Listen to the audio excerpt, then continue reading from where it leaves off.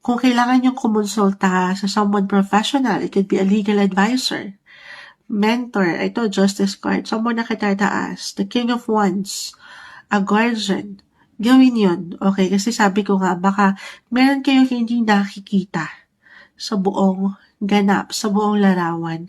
At napangungunahan kayo ng ilang imbalances kasi feeling nyo wala na. Or parang hindi na. Hindi na kayo makakompleto ulit. Hindi na maayos pa. Yung ganon. Okay, pero again, depende ito sa sitwasyon. Ang mahalaga naman ay kung ano yung tinatakbo ng relasyon ngayon. Kalmahan nyo.